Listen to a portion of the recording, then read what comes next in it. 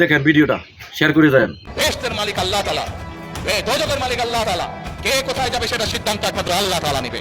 আমি এই কথার সাথে একমত। জান্নাত দেওয়ার মালিক আল্লাহ, জান্নাত জাহান্নাম আল্লাহ বানিয়েছে।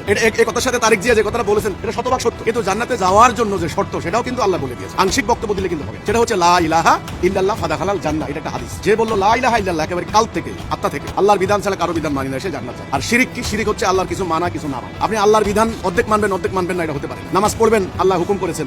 রাষ্ট্র পরিচালনা করবেন, ব্রিটিশের আইনে হবে। কোর্ট কাছারিতে বিচার করবেন, ব্রিটিশের আইনে, রোমান আইনে হবে না। আল্লাহর বিধানের আংশিক মানা, আংশিক না মানা, এটা কিন্তু শিরিক। এজন্য আল্লাহর পূর্ণাঙ্গ বিধান মানতে হবে এবং আল্লাহর পূর্ণাঙ্গ আনুগত্যের মধ্য দিয়েই কিন্তু জান্নাত। তারিক যেটা বলেছেন জান্নাতের মালিক আল্লাহ, কথাটা ঠিকই আছে, বাট জান্নাতে যাওয়ার উপায় কি ওটা কিন্তু করতে হবে। জান্নাতে যাওয়ার উপায় হচ্ছে লা ইলাহা ইল্লাল্লাহ। আর যদি কেউ মনে করে এটা বলে যে অমুক মার্কায় ভোট দিলে জান্নাত যাবে, আমি মনে করি এটা ঠিক নয়।